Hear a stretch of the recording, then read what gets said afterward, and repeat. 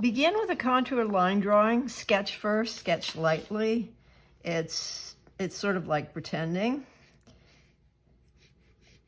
to draw, except you're just sketching. And we are doing, even though it's in color, we are doing it in black and white. And we are going to start by doing our banana. Notice that we can see most of this banana now. I just said most. We can't see all of it. Don't worry about erasing. That line I'm not going to use, but I'm not going to erase it either. I'll go back later and adjust it if I need to. What with shading and all, you're going to have all sorts of lines you don't have to erase. Here is my third banana. You can all be second bananas. Bad joke, Fleming. Okay, here's my banana coming around. Now this one, the top banana, is here. To make sure I keep it round, I'm going to do this, because I don't want to flatten my banana out. Kind of destroys the whole thing. And then we have, even though I can't see through this, I think it's a tangerine or something, I can't see through it. I'm going to draw it as if I can, and then I'm going to overlap my pear. My pears are a pretty good sized pear. It's a hefty pear. Okay, and then there's another shape down here. Now I could draw it like that if I wanted to make sure it stayed round. Because what you have to do is be careful you don't flatten everything out. We got a stem here, and that helps you tell a story when you draw, and you want them to know that this is a pear. So, and I'm bringing my stem out too far, so I'm going to bring it in closer. But I'm not going to erase that line, because there's another plant, fruit right here, and it comes from about here. You draw things in relationship to other things. It's kind of like, well, things are just in relationship to other things. Someone who's your friend might be not a friend to someone that you're friends with. So it's all in relationships, and that's the way drawing is. And this particular bowl has a side on it like this. And notice how, what you're really wanting to do is make sure your fruits and vegetables stay in the bowl. Someone submitted this early, and their fruits and vegetables appear to be floating above the bowl. No floating, no floating. They got to stay in the bowl. Okay? And that's probably the trickiest part of this, is making sure that your stuff stays in the bowl. This is pretty good size. Look how big it is. And then we have our stem here, which I'm going to shade in a little bit so I remember where it is. You sort of leave yourself spots that can help you find how to get to a drawing, how to get to a part of the drawing. So the stem is up here, and then there's this banana down underneath here.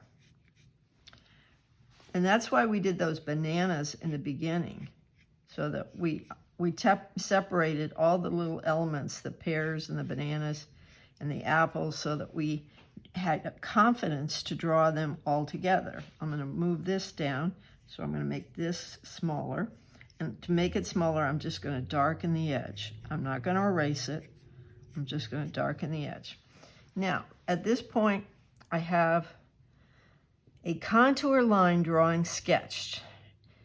If you go to Ohio State, sometimes they have, or if you go to Miami University or any big school and study art, they'll say, well, we want you to do a contour line drawing, and it has to be a continuous contour line drawing. By that, they mean you don't ever lift your pencils. So you could do that after you sketch if you wanted to. But I would not do it in the beginning, because we are only in beginning art. So we don't want to. I think you have a hard enough time just sketching lightly A lot of you kind of are heavy-handed with your sketching, and so you feel like you have to erase, which is why I get all these pencils back with dead erasers. Now I'm going to hatch here. See that shadow right there? And I think I'm going to cup it in a little bit more. And there's actually a little line here where the banana attaches to the stem. So I'm going to put that in there for my own reference. And if we wanted exactly like the photograph, we would put it on the overhead and trace it, but we don't. We wanted to still have that freedom of communication that comes with sketching. There's an elegance to sketching that you don't want to lose. It's just fascinating to me that there's a little line there. Okay, so I want to shade here. And let's keep that shading to like a 3. Nothing real heavy. And then along here, we have an edge that's fairly, maybe a little bit of a 4 there. So if you are just joining my class or you don't remember what that means, that's on that value scale we made in the very first week of class. And that was to make sure that we understood how to do this.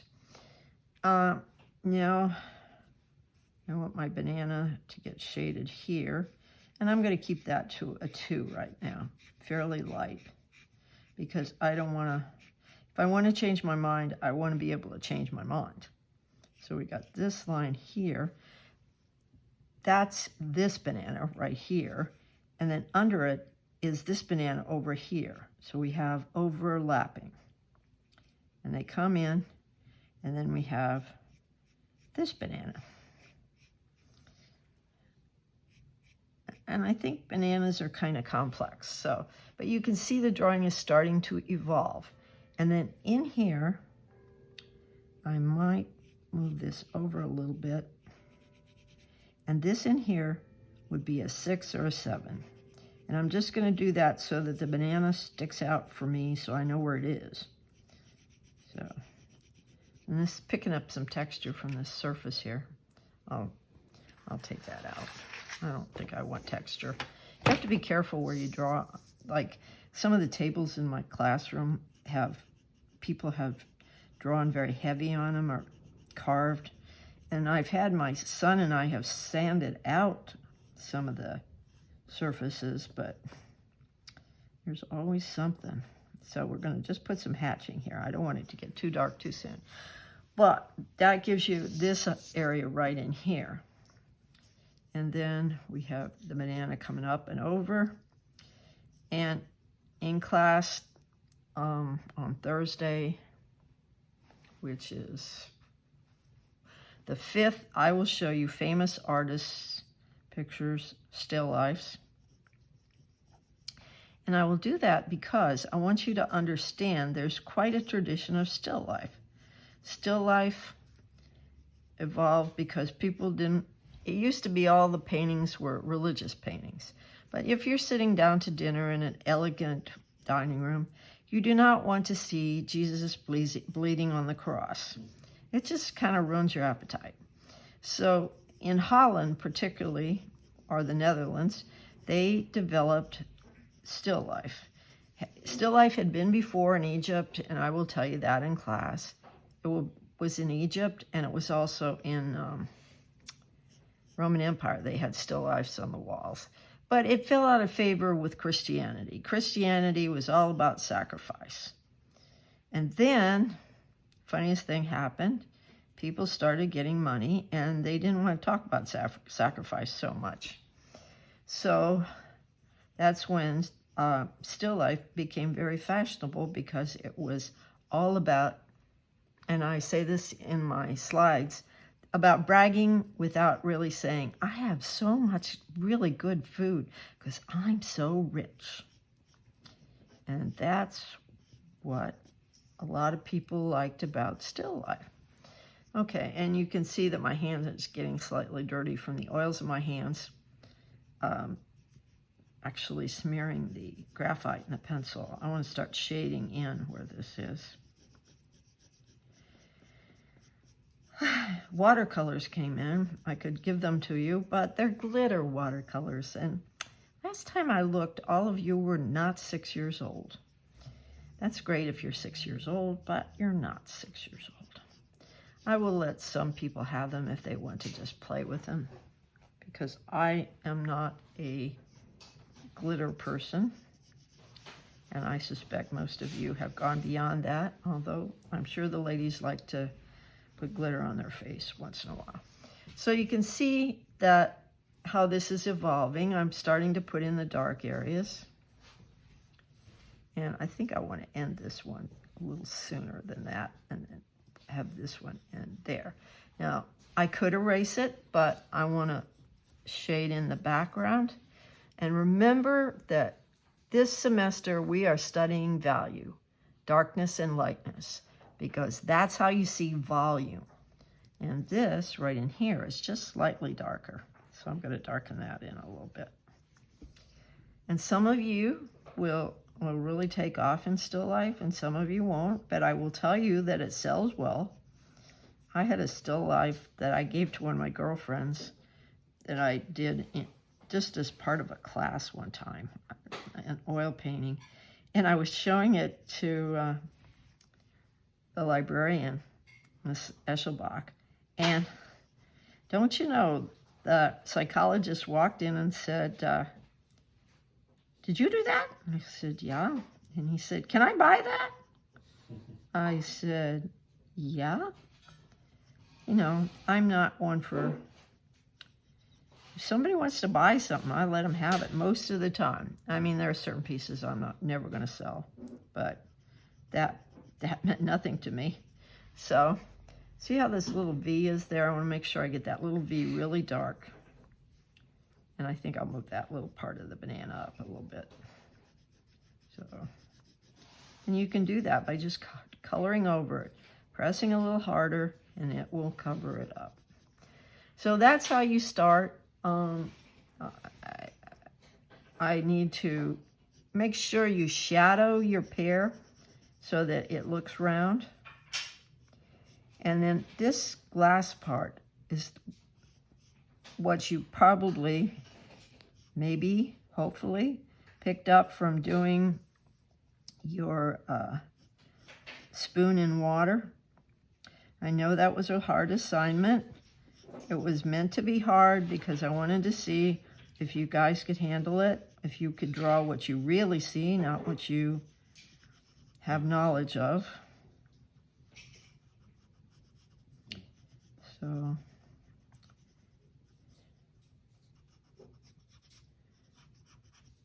going to shade this in so I can see where my pear has a little bit of a flat space there. I kind of want to put that in there. And then I'm pretty sure that's some kind of tangerine or something, but it doesn't really matter. They don't have to salivate when they look at your picture. Now that's got to have shading all the way around it. You can round the shading to make it look more round.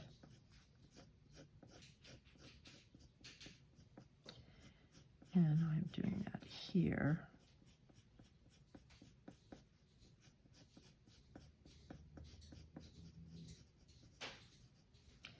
And one of, oh, I see. And our bowl is ending here. So I'm going to move that over. See that little dark space right there? I'm going to put that in. So I know that my bowl ends right here rather than up here. You draw things in relationship to other things. So that's okay.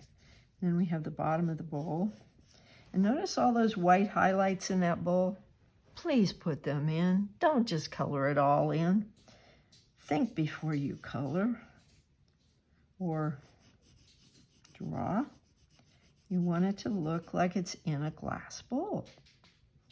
Now, I have not got this quite dark enough along here, and that's what I'm working on here. And I think our next thing will probably be something to do with soup cans, a la Andy Warhol, because I figure everybody has knowledge of Campbell's soup cans. Funny story. I had the flu when I was in the 5th grade, and it was the Asian flu. And the funny thing about that Asian flu was you could not eat anything that was chicken. What? No, you couldn't eat anything that was chicken. That's Tim going, what? And naturally, moms back then would give you Campbell's chicken noodle soup. My mom gave me Campbell's chicken noodle soup, and it came right back to her. I could only have beef broth. It was real interesting. And my grandmother was horrified because she said, what are these pills they're giving you? Because they were, I guess they were huge. I don't remember that much about it. I just remember lying in bed, and my mom would put on classical music for me. And when I was in 5th grade, I was studying ballet. So I would just, in my mind, see these ballet dancers dancing across the stage, because that's about all I could handle. I couldn't even sit up straight, which is why I'm terrified of this particular flu. If I was that sick when I was 9, what would I be like now? So, see how this is starting to evolve? And then I want to put some shading in here, but I'm going to keep it very, very light where that banana comes across. I think it's a tomato, but darn if I know. You don't have to be able to identify them. And this will be our baby for the next 2 weeks, roughly. It depends on how well you do on your refraction. I really was a little surprised at how many of you did not see that the spoon handle did not line up as it went in. Now, the trick here is to make it look like it's fading away. I want this dark spot to fade into a light spot.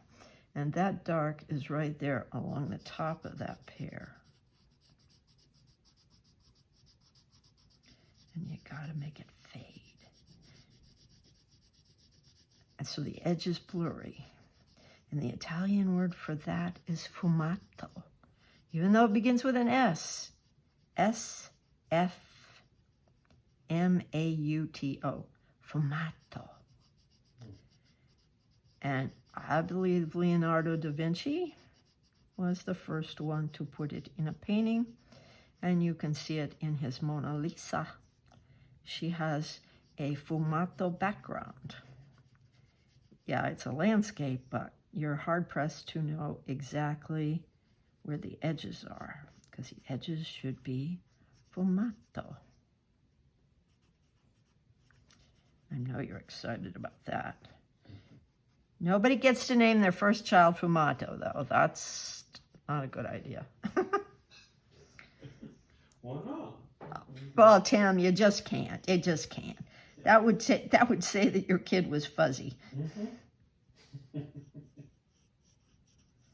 Okay. Come here, Fuzzy. Dinner time. Yeah, come here, fuzzy. It's dinner time. The neighbor kept thinking the dog's name was Larry, because every night I'm calling, Louie. Every night I'm calling, Louie, it's dinner time. Get in here, Louie. There's probably people out there who thinks that's my child's name. Get in here. Come and eat.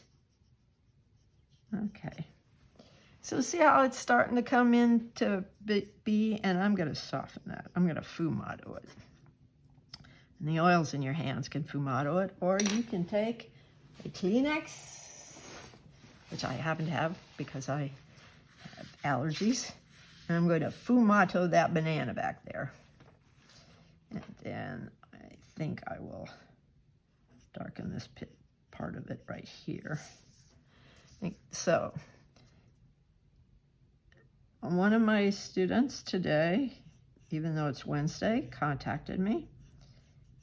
And he was working on his spoon, and we worked together to sort that out. So remember that I have office hours on Wednesdays from 10 to noon, and if you are having trouble, please come in then, and we'll work together.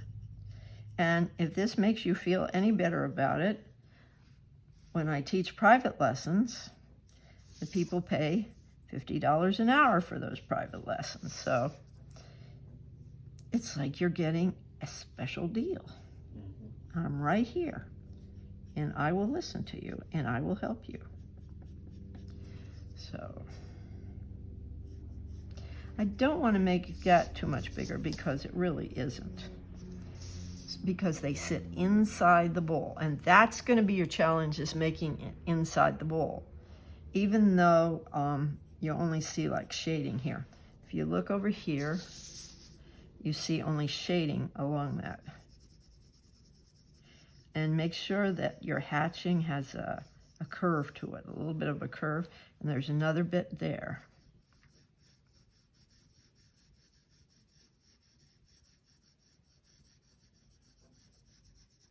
Now, underneath it's very dark, so you're going to take it to a 6 or a 7 underneath, and that will make that bowl pop out. But you're not, and you can put like 4s and 5s in it. There are places where it's a little darker, like right in there is probably a 6. And you may have to use a hand sharpener. I got this at Staples. It's my favorite one because the stuff falls down. I think that makes it not clog as easy. They tend to clog up. And if you get this thing really pointy, it really lays it down. This is a 6B pencil. I think you have to go to an art store to buy it, but your pencils will work. If you've got a HB2, it should work pretty well. And then if you happen to have a black colored pencil, you can go back in and work with that.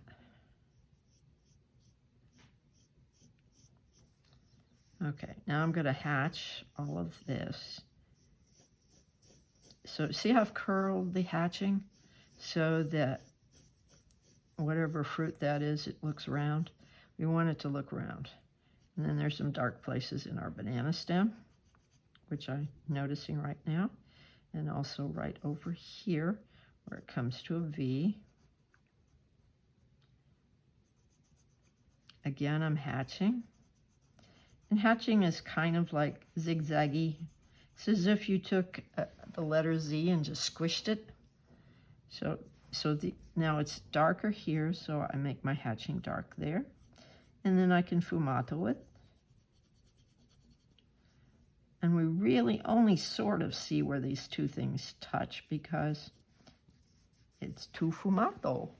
Too fumato. Love that word. Fumato.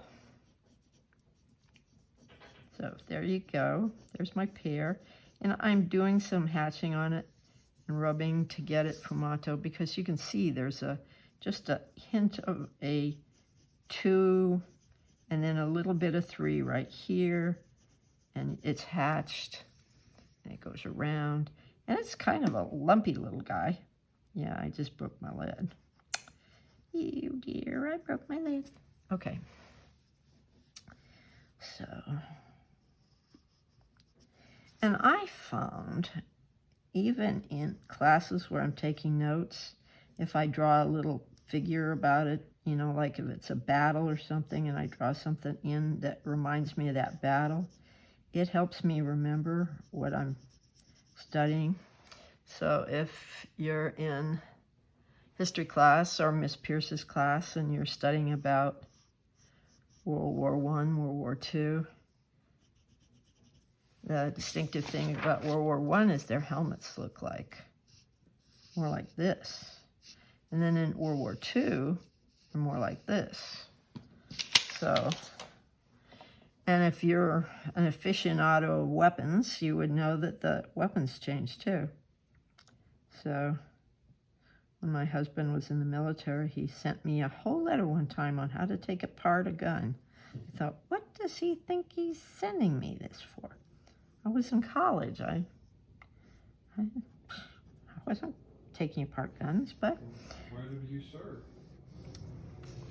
He served in Vietnam. Really? Mm-hmm. And for the next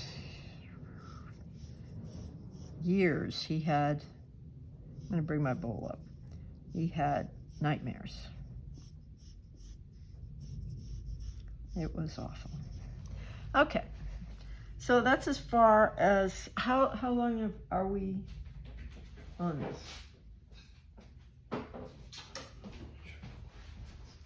I don't want to go over and mess stuff up. Yeah, you're at 25 minutes, so you should probably wrap it up a little bit. Okay, let's stop for now, and I will be showing you the finished piece in class. I'm going to work on that bowl. That's going to be tricky. I'm not going to lie to you to get that glass bowl to look right. It's going to take some effort on your part and mine.